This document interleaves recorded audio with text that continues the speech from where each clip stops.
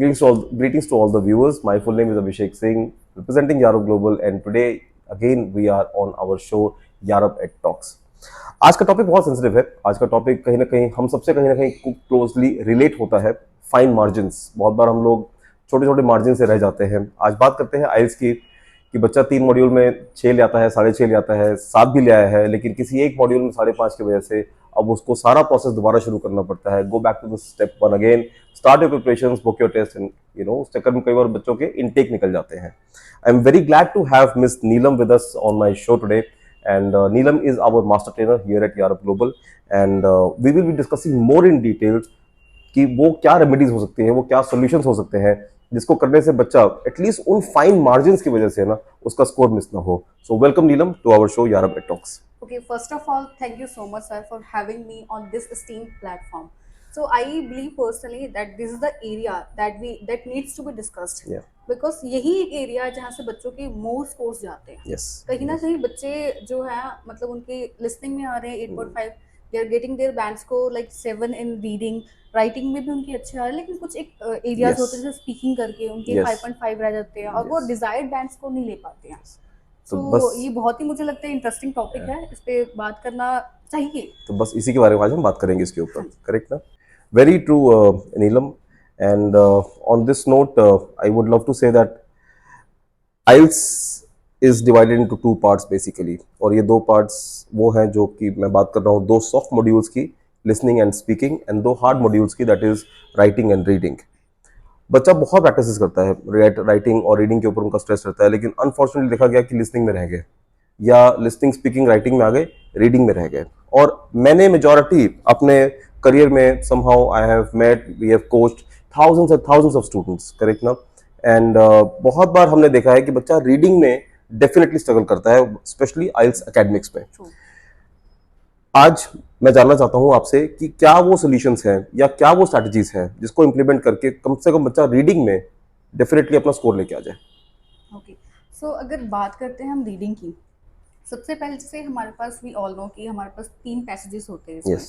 So we have passage 1, we have passage 2 and then 3. सो क्या होता है एक्चुअली, बेसिकली बच्चा पैसेज 1 तो बहुत अच्छा कर लेता है, वो पैसेज 2 भी बहुत अच्छा अटेम्प्ट कर लेता Yes. है, but when it's come to passage 3 तो वो कहीं ना कहीं वो स्कोर जो लूज कर लेता है, बिकॉज जो 26 क्वेश्चंस आते हैं हमारे पास, it is basically from passage 1 and passage 2. But क्या होता है पैसेज 3 में, उसको ऐसा लगता है कि जो पैसेज 3 है उसके वर्ड लिमिट, उसकी जो लेंथ है और जो वर्ड्स उसमें यूज किए हुए हैं वो कहीं ना कहीं उसके लेवल में आते ही नहीं. Very true.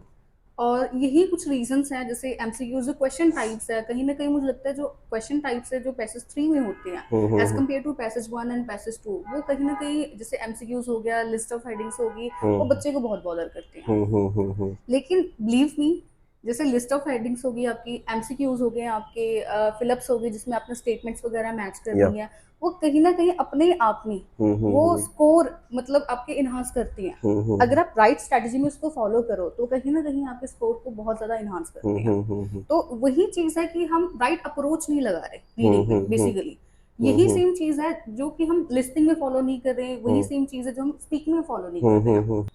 Okay, so let's say sir अगर हम एमसीक्यूज की ही बात करते हैं तो एमसीक्यूज में बेसिकली क्या होता है कि एमसीक्यूज में हम एलिमिनेशन मेथड आपने भी सुना होगा. Yes, yes, I am yes. Also familiar with. और बच्चे कहीं ना कहीं most of the majority of the बच्चे लाइक 80% बच्चे they are also familiar with this thing कि हमने एलिमिनेशन जो मेथड है वो फॉलो करना है यहाँ पर.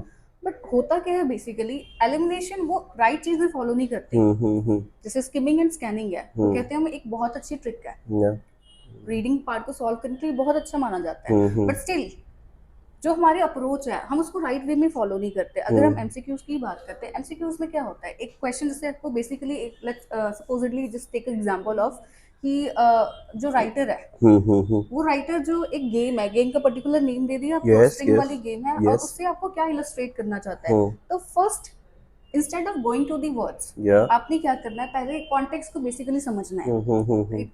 कॉन्टेक्स्ट को समझना कि वो कहना क्या चाह रहा है. द राइटर इज सेइंग कि he is giving the example of string game, he is just giving the example of string game just to illustrate.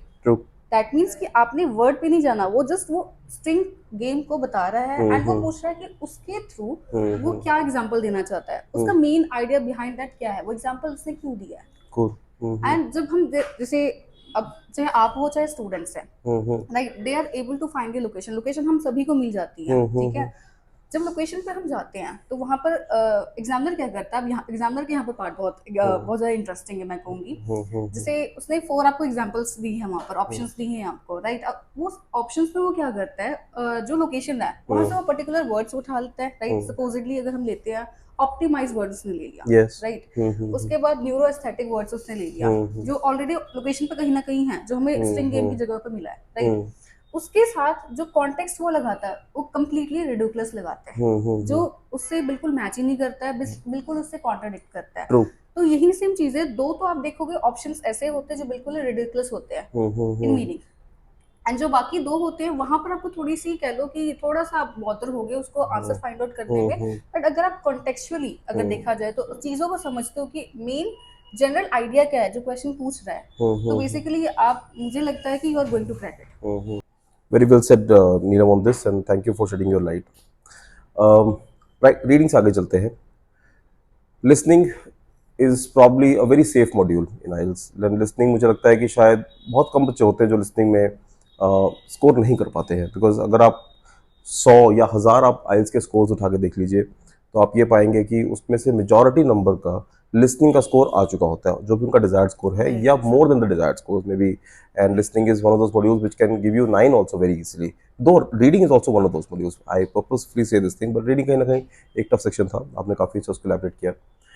Listening में ma'am first section is set to be easy, जहाँ पे बच्चा almost 10/10 score कर लेता है. Second is also good, but third section में हमने देखा है बच्चे कई बार जो है ना वो जनरली अपना स्कोर लूज करते हैं, थर्ड और फोर्थ में भी मेजरली.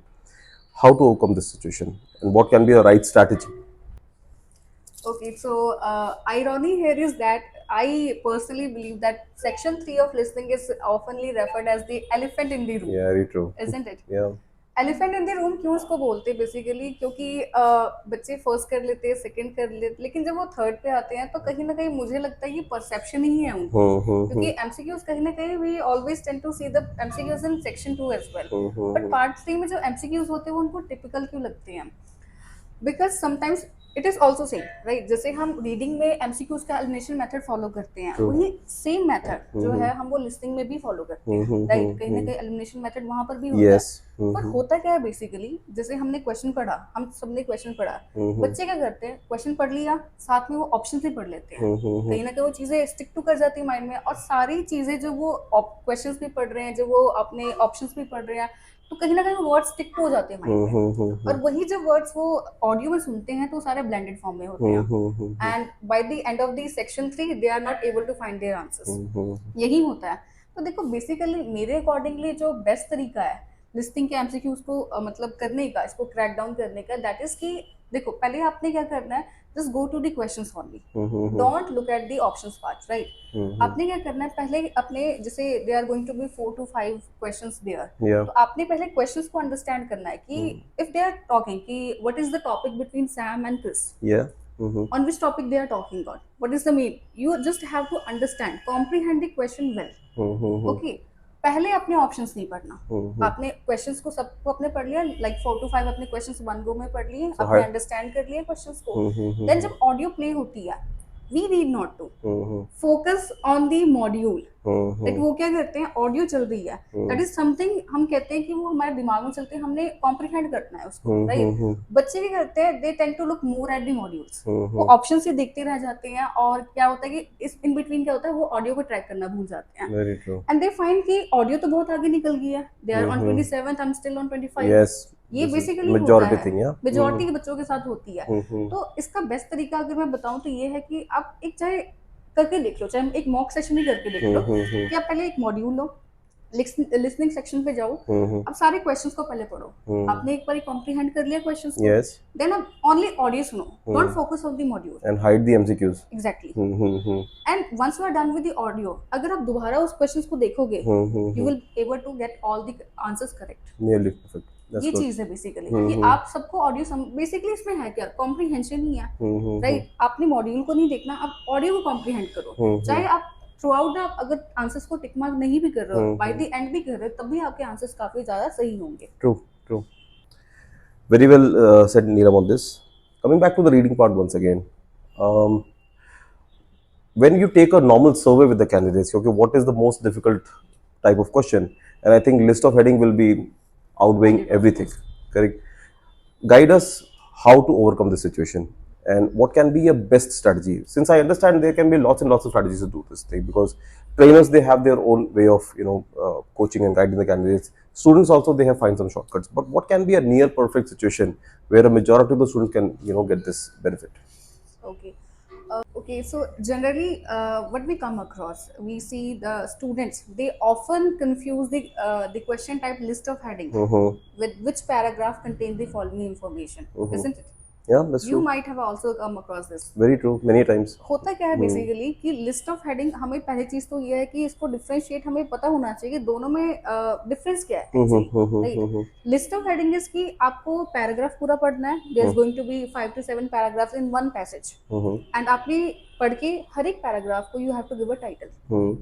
एंड जो विच पैराग्राफ है उसमें आपको क्या करना है, जैसे आपको एक स्टेटमेंट दी है Mm-hmm. And you have to find कि वो जो पर्टिकुलर जो आपको रेफरेंस दिया हुआ है, वो जो आपको स्टेटमेंट दी है, उसकी इंफॉर्मेशन आपको किस पैराग्राफ में मिल रही है. Mm-hmm. So what is the basic difference between the to?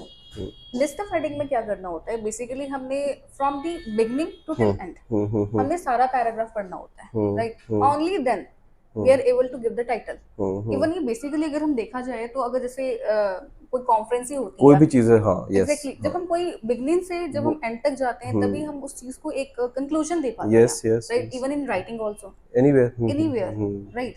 सो वही सेम चीज है कि लिस्ट ऑफ हेडिंग जो है आपको from beginning to till end आपको कॉम्प्रिहेंड करना, कॉन्टेक्चुअली जाना, आपको ये बेटर है आपके ट्रू, लिए. ट्रू. एंड अगर हम पैराग्राफ की बात करते हैं तो it can be in even in one sentence. अगर कोई पैराग्राफ है, अगर वो कह रहा है कि okay so mention of the reasons of deforestation, right? So अगर वो किसी पैराग्राफ के वन सेंटेंस में भी है, okay so there are many causes of this, so it can be the answer for the same, very true. Right? और list of heading में क्या होता है आपका बेसिकली, आपको बिगनिंग से लेकर you can't rely on this single sentence, what I believe is, right? And it is applicable in the realistic life too, right? So पहली चीज तो क्या है, अवॉइड करो लिस्ट ऑफ हेडिंग में कि आपने सिंगल सेंटेंस पे कभी भी आपने रिलाई नहीं करना. और words, again I am telling you, words बहुत मैनिपुलेटिव होते हैं. कॉन्टेक्चुअली आप ज्यादा जाओ, Yes. कॉन्टेक्स्ट पे आप ज्यादा फोकस करो. समटाइम्स क्या होता है, इसको करने की भी एक स्ट्रेटजी है देखा जाए तो. आपने क्या करना है बेसिकली कि पैराग्राफ को 3 पार्ट्स में डिवाइड करना है, 1, 2 एंड 3, राइट? फर्स्ट जैसे है, कई बार क्या होता है हमारे पास कि आपको पहले पे एट द वेरी फर्स्ट आपको दिया होता है, हिंट दे दिया होता है कि उसका क्या आंसर होने वाला है, राइट? जैसे कि आपको कोई दिया हुआ है कि रीजंस क्या थे डिफॉरेस्टेशन के, और जैसे स्टार्टिंग में बोल देंगे यस, आपको यस, यस. कि there are many causes which can be attributed to the deforestation, right? And वो क्या करेंगे, then they will say okay so firstly this is the reason, secondly if we talk so this is the reason, so again they are going to elaborate it. लेकिन idea उन्होंने पहले में दे रखा है आपको, तो चलो कोई बात है, स्टिल अगर उन्होंने दिया है आइडिया तो आपको बिगनिंग से एंड तक पढ़ना जरूरी है, तभी आप कॉम्प्रिहेंड करोगे. नेक्स्ट अब चलते हैं सेकंड पार्ट में. कई बार क्या होता है, आपको फर्स्ट सेंटेंस में, जैसे फर्स्ट पार्ट आप जब आपने डिवाइड किया तो उसमें आपको जस्ट जनरल स्टेटमेंट दी होती है कि जैसे डिफॉरेस्टेशन अगर देखा जाए तो एक मेजर कॉज है अक्रॉस द वर्ल्ड, राइट? और there are many countries who have been affected by this thing, this particular thing, right? And उसके बाद वो अपनी बात स्टार्ट करते हैं. सो सेकंड पैराग्राफ में भी आपका जैसे आपने जो डिवाइड किया है, सेकंड पार्ट में भी आपका आंसर हो सकता है. और जो लास्ट वाला again it is going to be general statement. So government को इसके ऊपर काम करना चाहिए, they need to implement more policies on this. Yes. So ऐसा ही होता है. और कई बार क्या होता है कि इन पार्ट 1 एंड पार्ट 2 उन्होंने सारी बात की होती है, राइट? कि ओके सो ये कंट्रीज जो है, ये पर्टिकुलर कुछ कंट्रीज है जो अफेक्टेड है और जो है इसके रीजंस ये हैं, एंड एंड में जाके आपको एक कंक्लूजन फॉर्म में आंसर दिया होता है. तो ये एक बेसिक टेक्निक है which I believe it is very much applicable, right? तो आप इस तरीके से फॉलो करो और always stick to always keep in your mind कि जब भी आप रीडिंग कर रहे हैं तो कॉन्टेक्चुअली ज्यादा जाएं, क्योंकि कॉन्टेक्स्ट के बेस पे अगर आप जाओगे तो वर्ड्स आपको मैनिपुलेटिव नहीं लगेंगे, राइट? कई बार जैसे होता क्या है कि आपको लिस्ट ऑफ हेडिंग में आईबीएम मेंशन किया हुआ, किसी कंपनी का नेम मेंशन किया है, और आपको उस पैराग्राफ में भी आईबीएम का नेम मिलता है, बट ये लाइकली नहीं है इतना कि वही जो है आपका लिस्ट ऑफ हेडिंग आपका टाइटल होने वाला है. बहुत सारे केसेस में ऐसा देखा गया है. And then words are manipulative. Exactly. So उसके बाद अगर हम पैराग्राफ की बात करते हैं, which paragraph contains the following information, तो उसमें क्या होता है, आपको अगर एक सिंगल सेंटेंस पे भी आंसर मिल रहा है तो it is going to be the answer for the same. Exactly. In my prompter today, but चूंकि समय का भी एक लिमिटेशन रहता है, हम बात करेंगे स्पीकिंग की, और speaking is a module which is hardly 11 to 14 minutes. Many students, majority of students, any walk of life, any proficiency level, मुझे लगता है कि शायद फर्स्ट पार्ट जो है वो इजीली निकल भी जाता है, क्योंकि फर्स्ट पार्ट में मुझे लगता है कि कहीं ना कहीं एक आइस ब्रेकिंग सेक्शन है. The examiners they also make sure that you become comfortable. इतना वेटेज नहीं रहता है फर्स्ट पार्ट का, और फर्स्ट पार्ट को इजीली निकाल लेते हैं. बट जैसे ही बात आती है एक स्टोरी बिल्डअप करने की क्यू कार्ड में, या जैसे ही हम मूव करते हैं फॉलोअप क्वेश्चंस की तरफ, जहाँ पे examiner looks for that right answer from you, and that's the reason why they keep asking why. I would really love to have your view on this, कि how to take this situation forward. Very well said, sir. Like sir, which you have mentioned. So introductory part जो होता है basically जो हमारे speaking section का, वो बच्चे बहुत ही easily crack कर लेते हैं. Because उसमें basically क्या होता है that it is something like you are meeting a person for the very first time. And जो conversation हम करते हैं, it is basically about your hometown. So what is your name? Right, which we are all are familiar with. Right, हमें इसमें कोई extra चीजें add on करने की जरूरत नहीं होती है. They are going to ask us some similar topics, some very general topics like advertisement हो गया, आपको बुक्स पढ़नी पसंद है Exactly. पसंद है, राइट?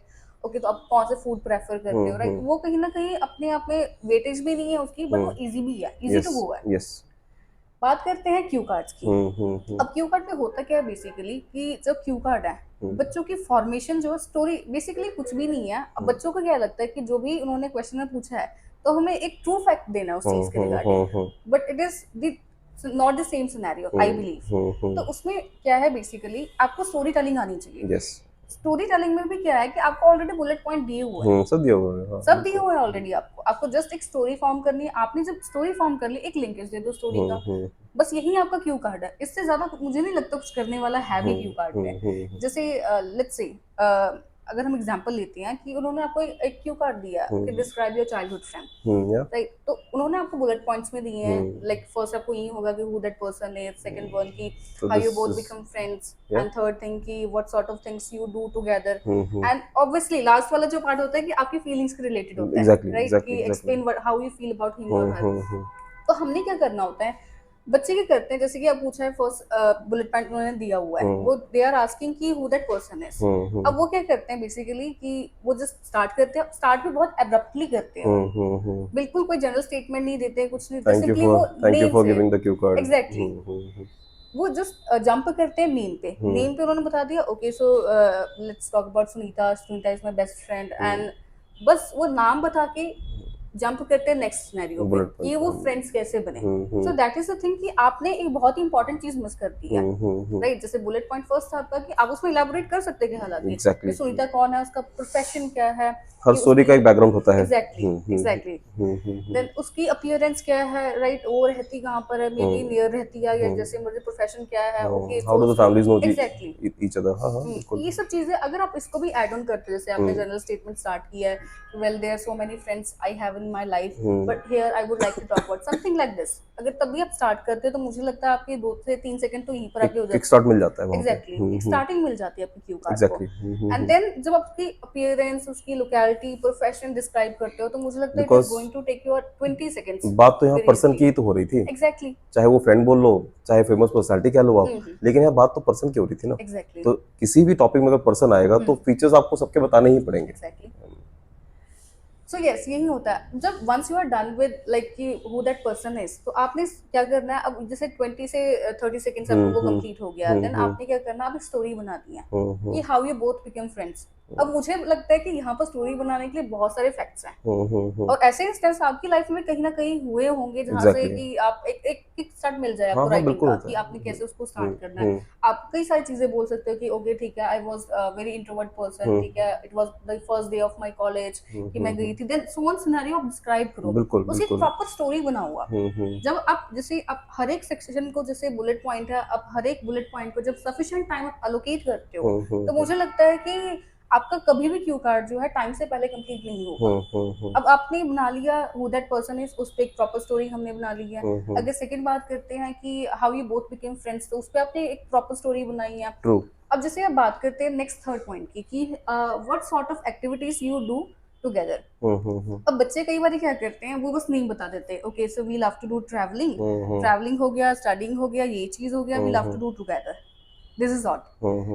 अब उसमें क्या होता है, वो कहते हैं हमने इतना डिस्क्राइब कर दिया है, अब ये तो मुझे नहीं लगता कि इलैबोरेट करने की जरूरत नहीं है, बट उसमें से भी आप एक सेक्शन पिक आउट बहुत कर सारा सकते हो। कंटेंट निकल सकता था इसके अंदर बहुत से। सारा ट्रैवलिंग का ही अगर बात करें, आप सिंपली कि बोल मैं सकते हो रिसेंटली वहां गई थी, यहाँ गई थी, एग्जैक्टली, वहां हमने ये किया था, बहुत सारी बातें बन जाती है बहुत उसमें। सारी बातें बन जाती है, ठीक है, अपनी वहां पर स्टोरी बना लेते हैं। अब मुझे लगता है जो फोर्थ सेक्शन है वो तो बहुत ही इजी था, क्योंकि हाउ डू यू, किसी भी आप क्यू कार्ड में यस देख लो, यस यस यस, वो सेक्शन जो आपका लास्ट वाला है, explain about your feeling for that person, for any place, for any situation, आप क्या फील करते हो। मुझे लगता है अगर आप उसको ना अगर राइट डाउन करके उसको क्रैम भी कर लो ना, तो it is going to work. Very true. Thank you Neelam for elaborating this very much in detail. Questions बहुत सारे नीलम, ये तो खैर खत्म नहीं होगा कभी, but very quickly I jump to the writing part. Correct, very well said Neelam on this. बहुत से बच्चे हम लोग भी फेस करते हैं डे टू डे लाइफ में, हमारे स्टूडेंट्स से भी क्वेश्चंस पुट करते हैं कि सर इतने सारे क्यू कार्ड्स हैं, इतने सारे क्यू कार्ड्स याद कैसे करें, जबकि आपकी स्माइल बता रही है कि what my question is right now, because इतने सारे क्यू कार्ड कभी थे ही नहीं। तो बस मैं चाहता हूं कि आप मेरे चैनल के माध्यम से इलैबोरेट करें कि क्वेश्चन टाइप कितने होते हैं और आपको बस आइडेंटिफाई क्या करना है उसके अंदर। सो अगर बात करते हैं हम इसकी क्यू कार्ड्स की, कि इतने सारे क्यू कार्ड्स है, yes plenty of cue cards है नियर अबाउट। आपको अगर जैसे हम देखें तो IDP it releases, yes, it's PDF जैसे वो रिलीज करता है फॉर फर्स्ट 4 मंथ, देन वो पीडीएफ रिलीज करता है, और हर एक पीडीएफ आप देखोगे कहीं ना कहीं चीज क्यू कार्ड्स थोड़े होते बहुत हैं, अपडेट हो जाते हैं। और यस, कहीं ना कहीं it becomes very daunting task in itself to prepare all those 120 and 125 questions in itself, right? So क्या होता है बेसिकली, हमें एक स्ट्रेटजी फॉलो करनी होती है, और कभी पहली बात तो ये, जैसे आपने बोला कि क्यू कार्ड्स तो कभी पहले इतने थे ही नहीं, ये बहुत ही ट्रू चीज है कि क्यू कार्ड्स इतने नहीं होते हैं, ये जस्ट दिखने में एक बबल है, पहाड़ है, दिखने में है सिर्फ, वेरी ये ट्रू। परसेप्शन है आपकी। अगर इसको again what I said at the initials of this session, कि आपका जो परसेप्शन है ना, वो डिसाइड करता है कि आपकी अप्रोच कैसे होने वाली है।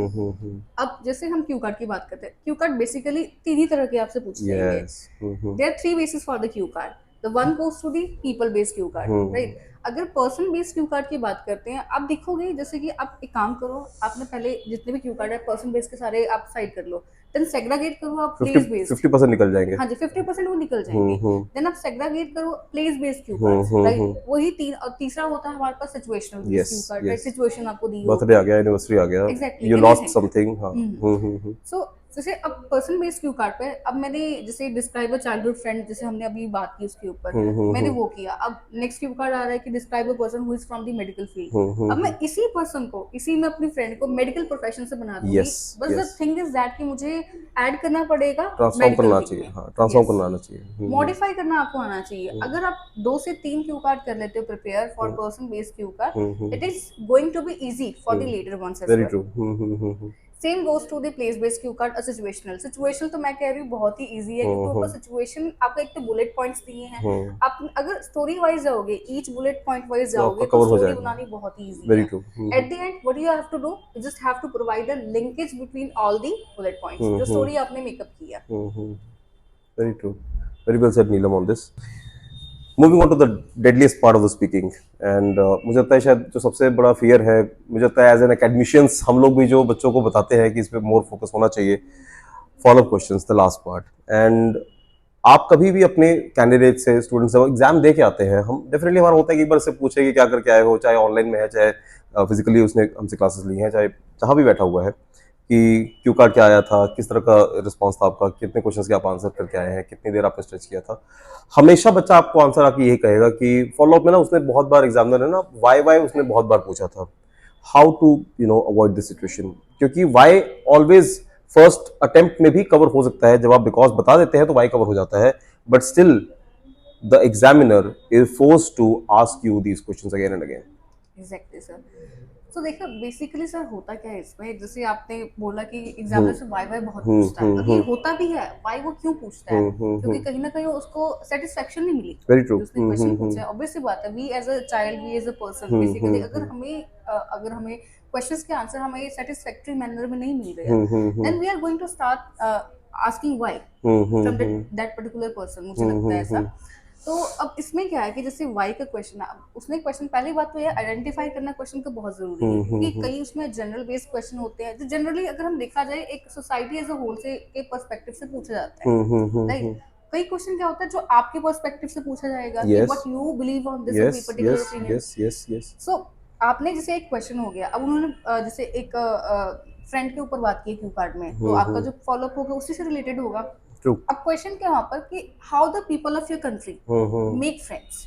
अब उन्होंने एक जनरल लेवल पे बात की है, Yes, yes, या yes. फिर वो डिफरेंटली पूछ सकते हैं आपके what are the different modes of making friends. तो उन्होंने जनरली अगेन बात की, वो तरीकों के बारे में बात कर रहे हैं। लेकिन अगर आप if you are going to say कि like this is the particular method which I believe and I have made so many friends in with this particular method, तो ये कहीं ना कहीं मुझे लगता है ये डिरेल कर देगा आपको Exactly. कि क्वेश्चन क्या पूछा गया और आप आंसर क्या कर रहे हो उस चीज का। तो बेसिक चीज क्या है कि आपको फॉलो अप में क्वेश्चन की अंडरस्टैंडिंग होनी बहुत जरूरी है। और यहाँ पर मुझे लगता है कि एक स्टूडेंट को डिप्लोमेटिक होना बहुत जरूरी Very है true. Yes, yes, कि yes. आपका ओपिनियन आपको टेस्ट किया जा रहा है कि आप कितना अच्छा जो ओपिनियन दे सकते हो किसी पर्टिकुलर टॉपिक में। And always avoid gender based questions, right. Examiner ये करता है कि आपसे जेंडर बेस्ड क्वेश्चन पूछता है कि लाइक वो आपसे पूछ लेगा कि okay so tell me so how the male and female so celebrate this festival and this festival की different sorts of activities क्या in your होती हैं region, in your country. exactly। Yes. तो आपने ऐसे क्वेश्चंस को completely रिफ्रेन करना है। And what I said earlier कि यहाँ पर आपकी जो है एक डिप्लोमेटिक स्किल्स को टेस्ट किया जाता है कि आप कितने वेरी वेल आंसर कर सकते हो, ओपिनियन कितना अच्छा दे सकते हो। True, true. और जब आप ओपिनियन देने में फेल हो जाते हो, आप नहीं दे पाते, जैसे आप एक कह लो कि for the sake of answer कि आप एक सेंटेंस बोल के सेकंड सेंटेंस बोल के बस आप आंसर को बस सम अप कर रहे हो, राइट। तो कहीं ना कहीं वो अनसेटिस्फेक्शन जो है वो रही जाती है और इसलिए एग्जामिनर वाई आपसे बहुत ज्यादा पूछता है। True. Well, thank you, Neelam, for shedding light on this part, and that's something that is very, very important. Moving on to the writing section, and ये तो मुझे लगता है शायद endless topic अभी खत्म नहीं होगा, but somehow नहीं हो जाएगा। we have some kind of limitations. Writing में मैं बात स्पेसिफिकली कर लूँगा सबसे पहले एकेडमिक टास्क 1 की। और द चैलेंजिंग पार्ट इज ये प्रॉब्लम आती है बेसिक स्टूडेंट्स के साथ जो फर्स्ट टाइम आते हैं कोचिंग्स में और फर्स्ट टाइम अटेम्प्ट करते हैं। एंड डेटाबेस उसमें जो है जब डेटा के ऊपर जब आपको बात लिखनी है वो जनरली मैथमेटिक्स की तरफ चले जाते हैं। और ऐसा मतलब ठीक है, this is a coaching manual, हम भी यही बताते हैं बच्चों को कि बेटा ये मैथ का नहीं, ये इंग्लिश का पेपर है, आपको चीज़ों को जनरलाइज करना है। I would like you to shed some light on this please. So all in all अगर बात करते हैं तो टास्क वन इज बेसिकली, जैसे हम बात ऑल इन ऑल ये अप्रोच ही है आपकी जो मैटर करेगी आपके एग्जाम पार्ट में कि आप लिस्टिंग को कैसे अप्रोच कर रहे हो, रीडिंग का आपका अप्रोच मेथड क्या है, writing again writing for same, right, कि राइटिंग में आपकी अप्रोच कैसे जाती है। टास्क वन जैसे आपने ऑलरेडी बहुत अच्छा बताया कि बच्चों को ऐसा लगता है कि they often take it as a mathematical question paper, जबकि हमने उसको ऐसा नहीं करना होता है। अब मैथमेटिकल क्वेश्चन पेपर बच्चे क्यों लेते हैं, अब जैसे कोई बार है वो 35 एंड 40 के बीच में आ रहा है या 10 से लेकर 20 के बीच में आ रहा है, वो पर्टिकुलर बार को बिल्कुल मेजर करके देखते हैं कि एक्चुअली वो फॉल कहाँ हो रहा है। 10.35 है एग्जैक्टली। सो वो मुझे नहीं लगता कि वो नेसेसरी है भी करना, और मुझे लगता है कहीं ना कहीं एग्जामिनर भी उस चीज को इग्नोर करता है। अगर हम इंस्टेड की उस पर फोकस करें दैट इज 40.35%, राइट, तो वो लिखने के इंस्टेड हम क्या कर सकते हैं बेसिकली, अगर हम अप्रोक्सीमेटली लिख के हम अपना एस्टिमेशन बता दें कि अप्रोक्सीमेटली 43% होगा, तो ये भी काम कर ही सकते हैं। एग्जैक्टली ये भी हैंड इन हैंड काम करेगा आपका, ठीक है। तो उसके बाद जैसे कि अब हम जब टारगेट करते हैं अपने टास्क वन को, टास्क वन में क्या होता है कि आपके पास डेटा बहुत सारा होता है, डेटा को अप्रोच कैसे करना है। अब जैसे बार्स आपको दिए हुए हैं सपोजिटली, जैसे कि आपको जैसे 2015 दिया है, 16, 17 सो ऑन करके 5-6 ईयर्स दिए हुए हैं। उन्हीं 5-6 ईयर्स में आपको क्या दिया हुआ है, अलग अलग डिफरेंट जो है आपको 5 आइटम्स दिए हैं। लाइक 2015 में आपको 5 बार्स दिए हैं, सेम 2016 में, देन 17 में, देन 18 में, सो ऑन आपको 5-5 बार हर एक ईयर में दिए हुए हैं। और जो बार्स हैं उनके आपको कलर देके बताया कि ये पर्टिकुलर आइटम है जो मेंशन किया हुआ है, राइट। बच्चे जब इतने सारे बार इन वन गो देखते हैं तो कहीं ना कहीं वो जो है उसमें एक एंजाइटी वाली फीलिंग तो आती है, व्हाट आई बिलीव। तो उसमें क्या करना होता है बेसिकली कि हमने हमेशा टास्क वन का जो है, टास्क वन का पार्ट हमने हमेशा कैटेगरीज वाइज लेना है। ऑलवेज कीप इन माइंड कि आपने जब भी टास्क वन को अप्रोच करना है, जब भी आप you are about to write the task one, तो आपने हमेशा कैटेगरीज वाइज ही इसको अप्रोच करना है। कि कैटेगरीज क्या है, आपने जैसे कि अब बच्चे क्या करते हैं, 2015 है, बहुत सारे आपको आइटम्स दिए हैं, सेम आइटम्स है लेकिन बार्स आपको 5-5 ईच दिए हुए हैं। तो क्यों दी है आपको इतना डाटा? क्योंकि द एग्जामिनर वांट कि आप उसको कंपेयर एंड कंट्रास्ट करो डाटा को। एग्जैक्टली। एंड यही बच्चे जो है कहीं ना कहीं गलती करते हैं, वो उसी चीज को अवॉइड करते हैं। What they tend to do कि आपने 2015 का सारा एक में मेंशन कर दिया, ये इतना डेटा है, ये इतना है, आपने कंपेयर एंड कंट्रास्ट तो किया ही नहीं है, ट्रू। जो एग्जाम पॉइंट ऑफ व्यू से बहुत ही क्रूशियल है, राइट? तो आपने कैटेगरीज वाइज लेना है उस चीज़ों को। जैसे सपोजिटली अगर आप 5 बार है, उसका फर्स्ट बार है कि फूड है, कि हर एक जो कंट्रीज है फूड पे कितना एक्सपेंडिचर करती है, तो फूड का मैं सारा सिनेरियो ले सकती हूँ, बीट 2015, बीट 16, 17, तो मैं उसका फूड का क्राइटेरिया ले लूंगी, राइट? देन कंपेयर एंड कंट्रास्ट करूंगी कि okay say if I compare US with the Canada, तो फूड की कंजम्पशन जो है, जो एक्सपेंडिचर किया है जर्मनी ने as compared to the US, वो ज्यादा है कहीं ना कहीं, which significantly increase throughout the years. तो ऐसे अगर आप चीजों को मेंशन करते हो, कंपेयर एंड कंट्रास्ट करते हो, तो वो कहीं ना कहीं it is going to bring good band scores to you. Exactly. Exactly. Very well said, Neelam, on this. Moving on to the writing task two. Now, task two is something which I think probably we have done all our life. हमने schools में, अपने colleges में हमने essays लिखे हुए हैं बहुत तरह के. Since IELTS has its own format, correct? IELTS demands a certain situation, certain things कि आपको उस दायरे के अंदर रह के ही बात करनी है. I would really like you to shed some light on this, please. So task 2 जो है हमारे पास, टास्क 2 जैसे टास्क 1 स्टूडेंट्स कहीं ना कहीं वो एबल हो जाता है, कर लेते हैं, कहीं ना कहीं वो कर लेता है समहाउ। बट जब टास्क 2 की बात आती है, तो बेसिकली क्या होता है कि बच्चे कर नहीं पाते हैं। उनको बेसिकली क्या होता है, पहले तो क्वेश्चन अंडरस्टैंड नहीं करते, उनको फॉर्मेट्स ही नहीं पता कि हमने Yes. चीजों को अप्लाई कैसे करना है। पैराग्राफ बनाना है कि वन गो में एक थ्रू आउट ही कॉम्प्रिहेंशन टाइप का ही हमने लिखना है, पहली चीज तो बेसिक चीज वही है। Yes. और बात करते हैं उन स्टूडेंट्स की जो जिनकी ऑलरेडी जो है सेंटेंस फॉर्मेशन बहुत ही अच्छी है, बहुत ही गुड है। बट चीज क्या है कि उनके जो सेंटेंसेस वो फॉर्म करते हैं, उसके बीच में उनकी कोहेरेंस नहीं है। Very true. Coherence just simply means कि कनेक्शन से दे पा नहीं रहे। पा रहे। अगर जैसे हमने बात करनी है कि जैसे लेट्स से कि अगर हमने BP1 में बात की है, like there are so many causes की डिफॉरेस्टेशन के बहुत सारे कॉजेज हैं, ठीक है? तो अगर मैं जो BP2 है, सोल्यूशन वाला पार्ट है मेरा, अगर मैं उसको स्टार्ट करती हूँ नेवरदीलेस, तो कहीं ना कहीं एक बेटर लिंकेज आपको देगा, राइट? कि चलो ठीक है, इतनी सारी चीजें हैं, बट फिर भी there are so many measures to this problem, right? तो वो एक बेटर लिंकेज देगा। अब जैसे हम बात करते हैं कईयों को इसके लिए, अगर जैसे आप बात करते हैं, बच्चे कहते हैं कि हम कनेक्शंस दे कैसे, तो कनेक्शन देने के लिए मुझे लगता है कनेक्टर्स की नॉलेज होना बहुत जरूरी है। अब अगर बात करूँ, ये मेरा खुद का पर्सनल जो है ये एक्सपीरियंस है। मैं अगर आप किसी बच्चों से पूछोगे ना कि ऑल्दो की मीनिंग क्या है एक्चुअली, तो कि 80% students they are not able to give the answers कि ऑल्दो की एक्चुअल मीनिंग कैसे है और इसको हम यूज कैसे करते हैं, right? Like although is a complementary connector जो हम यूज करते हैं with but. Yes. If we are using although, तो we are supposed to use the yet or but also, isn't it? तो यही सेम चीज है कि कनेक्टर्स की नॉलेज होना, और जैसे आप डेली सेंटेंस स्ट्रक्चर होना, वही कहीं ना कहीं आपको जो है गुड स्कोरिंग देता है आपके टास्क 2 में। और leave me, it is not the vocabulary जो आपको बहुत से स्कोर देता है, राइट? क्योंकि वोकैबुलरी का अगर देखा जाए तो सिलेबस बहुत ही ज्यादा वास्ट है। मे बी ऐसा हो सकता है द वोकैबुलरी यू नो मुझे ना आती हो, जो मुझे आती है वो आपको ना आती हो, right? So it's all about कि आप कितनी अच्छी सेंटेंस स्ट्रक्चर दे रहे हो, वेरिएशन कितना दे रहे हो, right? And examples, yes, the most important part. Students को लगता है एग्जाम्पल देना ही बहुत ही क्रूशियल है।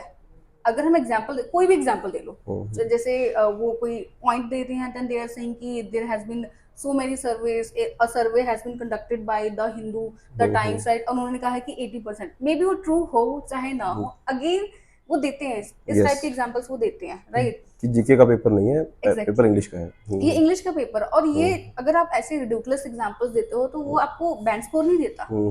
इंस्टेड कि कहीं ना कहीं ये चीज एक मोनोटनी लेके आती है आपकी राइटिंग में, वेरिएशंस नहीं देती है आपकी राइटिंग में। तो मेरे मानने के अकॉर्डिंग कि अगर जब तक आप अनटिल अनलेस आप श्योर नहीं हो किसी चीज को लेके कि ये कहीं ना कहीं रियलिस्टिक लाइफ में प्रिवेल करती है, तब तक आप रिफ्रेन ही करो, एग्जाम्पल ना दो, आप सिर्फ पॉइंट्स के साथ ही जाओ। Thank you Neelam for all these things. I think I don't know about others, मेरा इसका बैंड आज एक बैंड जरूर आपने इम्प्रूव कर दिया है, correct? And that was really nice to have you on discussion with this very topics in demand. And thank you so much for your presence. फिर मिलते हैं किसी और दिन किसी और शो पे। Thank you so much sir.